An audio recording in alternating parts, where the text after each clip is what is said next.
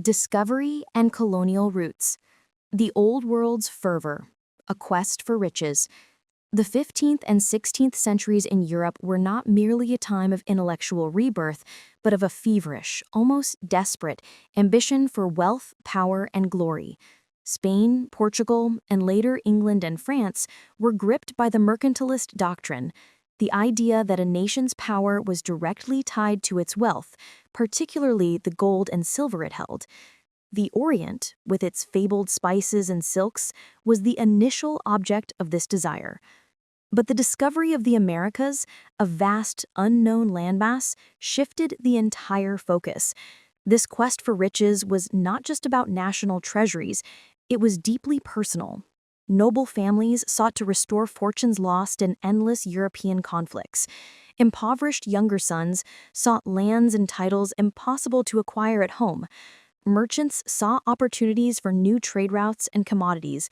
The prevailing religious fervor, a desire to spread Christianity, often served as a thin veil for this relentless economic exploitation. Christopher Columbus, the quintessential figure of this era, sailed not just as an explorer, but as a businessman and a flag-bearer of Spanish Catholicism. This insatiable European hunger, a complex mix of commerce, conquest, and creed, was the defining energy that drove the first ships across the Atlantic and set the stage for the American story. Uncharted waters, navigating the unknown. The Atlantic Ocean was a terrifying, unpredictable barrier. For the Europeans of the 17th century, the voyage to the Americas was a monumental leap of faith, a harrowing journey into uncharted waters. The ships themselves were marvels of early engineering, small, cramped, and entirely at the mercy of the sea. Months at sea meant enduring unimaginable conditions: stale water, weevil-infested biscuits, and the constant threat of scurvy and typhus decimating the crew and passengers. Navigation was an inexact science, relying on sextants, astronomical tables, and sheer luck, often pushing ships hundreds of miles off course.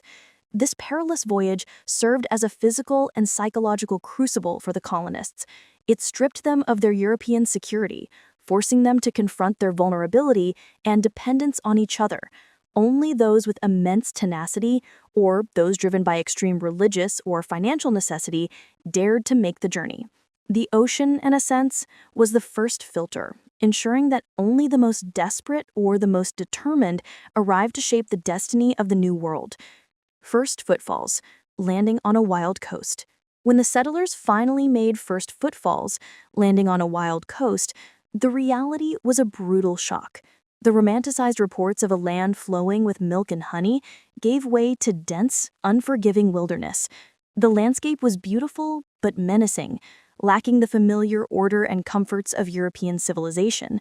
The first settlements, like Jamestown in 1607 and Plymouth in 1620, were not strategically chosen, but places of immediate necessity, often built on poor soil or marshy ground.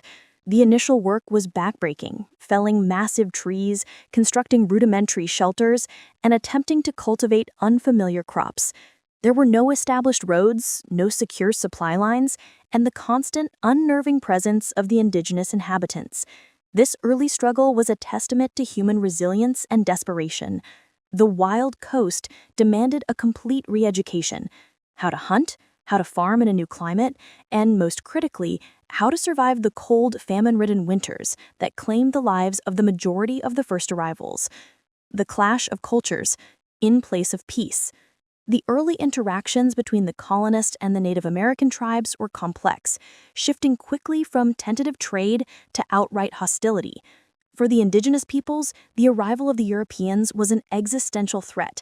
These newcomers brought not only weapons and an insatiable hunger for land, but also invisible, devastating scourges: smallpox, measles, and influenza, against which the Native Americans had no immunity. This was the clash of cultures, in place of peace. The Europeans saw the land as undeveloped, vacant territory to be improved and owned. The tribes viewed it as a communal resource to be shared. Misunderstandings over land ownership, a European concept utterly alien to many tribes, quickly escalated into violence. Treaties were signed, often broken, and retaliatory raids became tragically common. This conflict was not just a military one, but a deep, irreconcilable friction between two fundamentally different worldviews. The peace was fleeting, replaced by a prolonged, brutal, and ultimately one-sided struggle for the continent. A hard-won foothold, surviving the first winter. Survival was the first and often the most difficult challenge. For the early settlements, establishing a hard-won foothold meant enduring the starving time. The colonists, unprepared for the rigors of the North American climate and often more interested in searching for gold than planting corn, routinely faced famine. The first winter at Plymouth was particularly devastating, claiming half of the Mayflower passengers. The narrative of survival is one of grim determination, but also of crucial Native American aid. The generosity of individuals like Squanto, who taught the Pilgrims vital indigenous agricultural techniques, was essential. Slowly, through sheer persistence, the settlers learned to build, to hunt, and to farm the strange new land.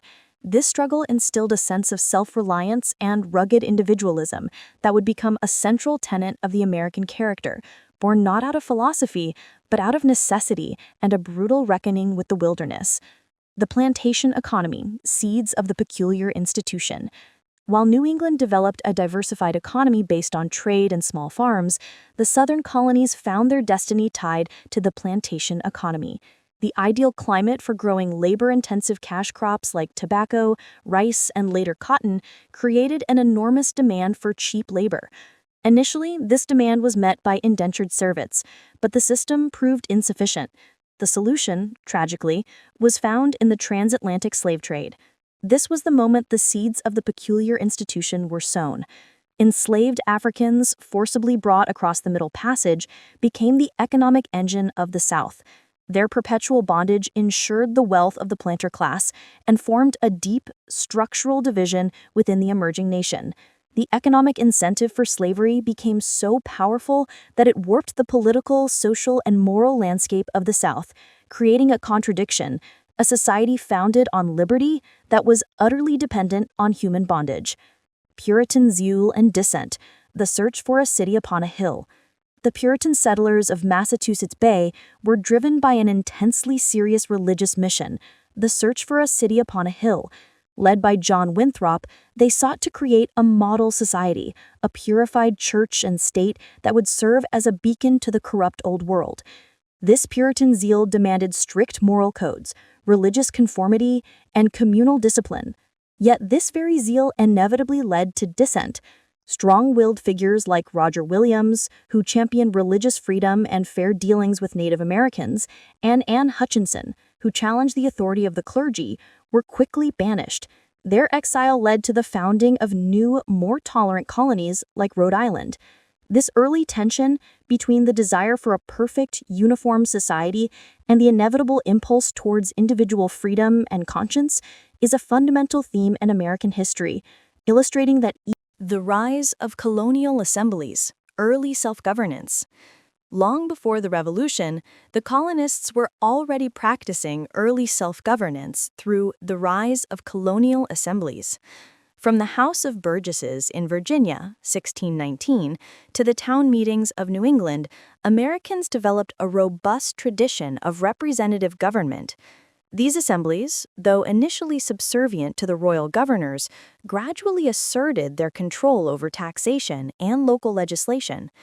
The immense distance from London meant that the king's authority was often weak and delayed, allowing the colonists to develop a deep sense of political autonomy.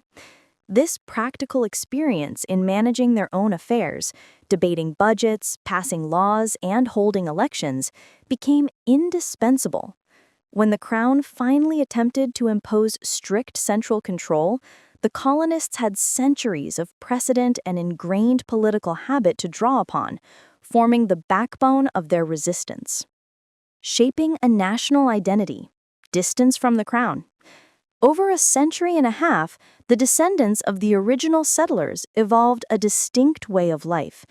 The distance from the Crown, both geographical and psychological, was instrumental in shaping a national identity. The hardships of the wilderness and the shared experience of building a society from scratch fostered a unique blend of individualism, resourcefulness, and a distrust of distant authority. Intellectual movements like the Enlightenment, with its emphasis on natural rights and reason, were enthusiastically embraced. A distinctly American culture, marked by pragmatic ingenuity and a belief in social mobility, began to emerge. Though still British subjects, the colonists were becoming something new.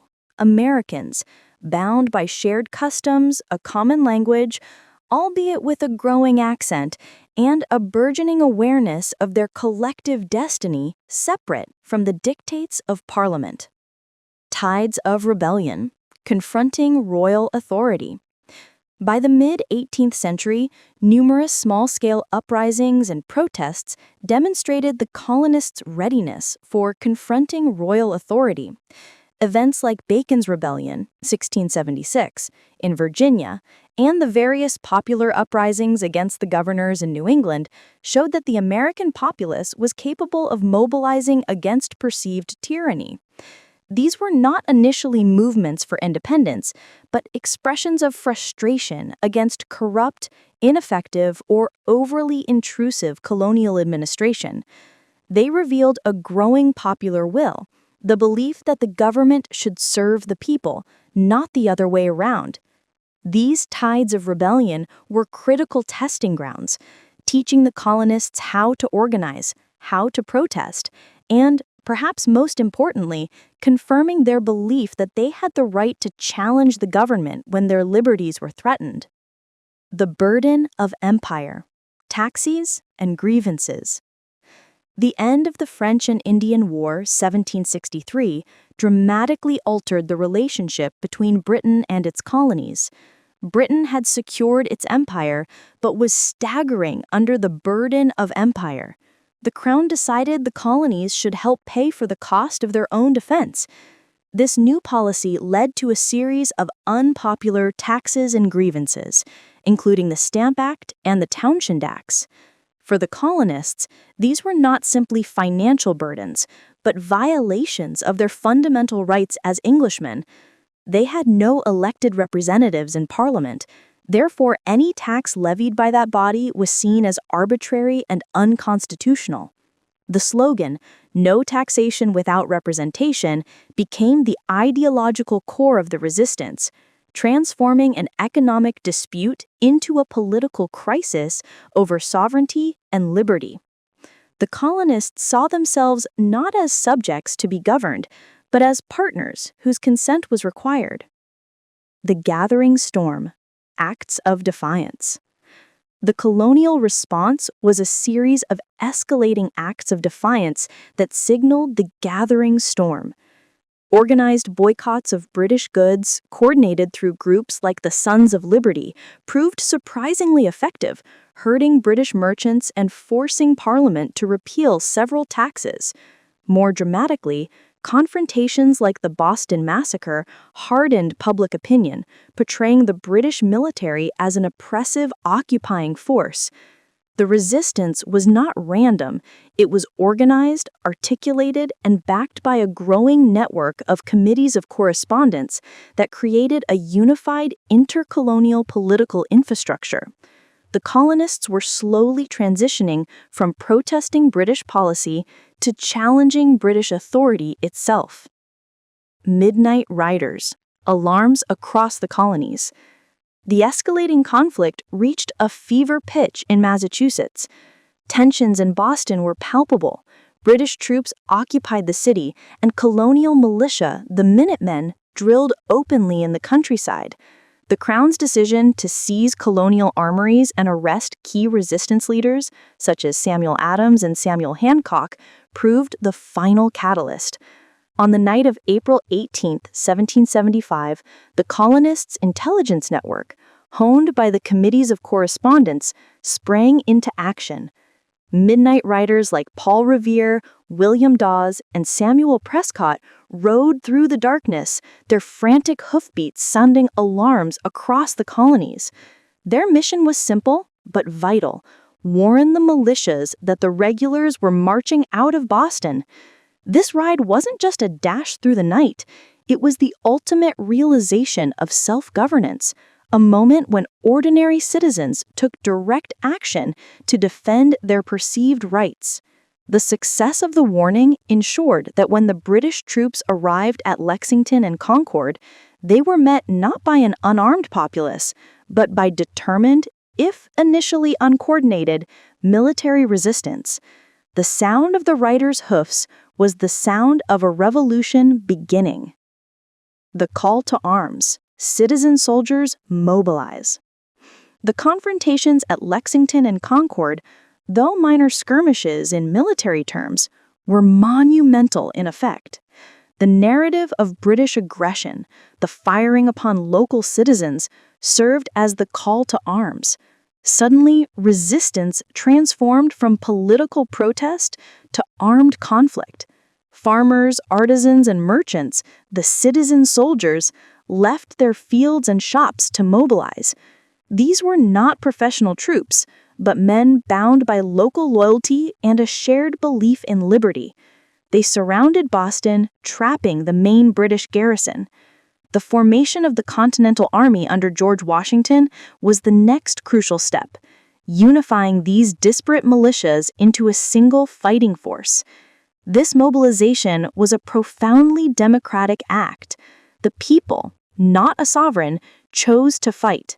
It was a commitment of life, fortune, and sacred honor that launched the American experiment in earnest, forging a collective identity through the shared peril of war. A summer of decision, drafting the Declaration. In the summer of 1776, Philadelphia hosted a momentous debate. The Second Continental Congress, having managed a war for a year, faced the ultimate choice: reconciliation or separation. This was a summer of decision. Thomas Paine's pamphlet, Common Sense, had already convinced the masses that independence was the only logical course, yet declaring independence was an act of treason, punishable by death. Thomas Jefferson was tasked with drafting the Declaration. His words, "We hold these truths to be self-evident, that all men are created equal, that they are endowed by their Creator with certain unalienable rights, that among these are life, liberty, and the pursuit of happiness," were not only an indictment of King George III, but a revolutionary philosophical statement. The Declaration shifted the foundation of government from divine right to popular consent and natural rights. Its adoption on July 4th irrevocably committed the states to war, transforming a rebellion of British subjects into a struggle for nationhood. The perils of war, fighting for an ideal. The war years were marked by the perils of war, a grueling campaign of near constant hardship and defeat for the Americans. The Continental Army faced superior British training, equipment, and naval power. The winter at Valley Forge, detailed in the previous section, became the symbol of suffering. Soldiers battled not only the enemy, but also starvation, disease, and inadequate supplies. This was a war fought less with grand battles and more with endurance, a test of whether a civilian army could persist long enough for the ideal of self-government to take root. General Washington's genius lay not in winning every battle, but in preventing the army from being annihilated, ensuring that the rebellion survived to fighting for an ideal. The ideal itself, liberty, was a fragile but potent weapon, sustaining morale through the darkest times and inspiring a commitment unmatched by the paid British forces. Foreign alliances, a crucial turning point. The victory at Saratoga in 1777 was the crucial turning point that secured foreign alliances, most notably with France. The French, bitter rivals of Great Britain, saw the American Revolution as an opportunity to weaken their enemy and reclaim global prestige. The subsequent Treaty of Alliance in 1778 brought essential aid: money, supplies, and, most critically, the French Navy and Army. Spanish and Dutch involvement further broadened the conflict, making it a global war that stretched British resources thin. The arrival of French troops and naval power shifted the strategic balance, making a total British victory nearly impossible. The Americans, who had fought alone for 3 years, now had powerful partners, ensuring the long-term viability of their independence. This foreign support moved the American cause from a domestic rebellion to a recognized international effort. Securing victory, the end of British rule. The final major military engagement and the culmination of the Foreign Alliance strategy came at Yorktown in 1781. The Franco-American forces, led by Washington and the Comte de Rochambeau, successfully cornered the British Army under General Cornwallis. The French fleet blocked Cornwallis's retreat or resupply by sea, while the combined armies besieged him on land. The surrender at Yorktown was the de facto end of British rule in the colonies. Though the Treaty of Paris, formally securing victory, was not signed until 1783, this triumph signaled that the American cause had won. The war had proved that the American ideal was more resilient than the British Empire had anticipated, culminating in the creation of a truly independent nation forged in the crucible of 8 years of conflict. Articles of Confederation, the first failed experiment. Following the initial elation of victory, the new nation adopted the Articles of Confederation, its inaugural governing document. This proved to be the first failed experiment in self-rule. Driven by a deep-seated fear of centralized authority, a direct result of their experience with the British monarchy, the framers created a weak federal government with no executive or judicial branch, and, crucially, no power to levy taxes or regulate interstate commerce. The result was chaos. The states operated independently, printing their own money, erecting trade barriers, and ignoring federal requests for funds. Shays' Rebellion, an armed uprising of desperate farmers in Massachusetts, exposed the fatal flaw. The federal government was too feeble to maintain domestic order or enforce its laws. The young republic was teetering on the brink of collapse, proving that liberty required structure and authority to survive. Forging the Constitution, compromise and contention. The looming crisis necessitated a response, leading to the Philadelphia Convention of 1787. The delegates, determined to save the Republic, set about forging the Constitution. This was a process defined by compromise and contention. Large states argued with small states over representation, leading to the Great Compromise, a bicameral legislature. Northern states clashed with southern states over slavery, resulting in the 3/5 Compromise. The core conflict was over power. Federalists argued for a strong central government, while anti-federalists feared it would lead to tyranny. The genius of the final document lay in its balance, a system of checks and balances, federalism, and popular sovereignty, designed to secure order without sacrificing liberty. It was a revolutionary political achievement, transforming the loose confederation of states into a unified, enduring republic. Launching the ship of state, Washington takes the helm. The ratification of the Constitution in 1788 and the subsequent election of George Washington as the first president marked the moment of launching the ship of state. Washington, with his immense personal authority and integrity, was the indispensable man who ensured the success of the new government. His administration had to establish every precedent, from forming the first cabinet to defining the relationship between the executive and legislative branches. Washington takes the helm not only as a political leader, but as a symbol of the nation's integrity. His leadership set the country on a path of stability, allowing Alexander Hamilton's financial programs, the subject of the next part, to stabilize the economy and firmly establish the supremacy of the federal government. The initial tumultuous period of revolution gave way to the steady, crucial work of governing, securing the republic's future.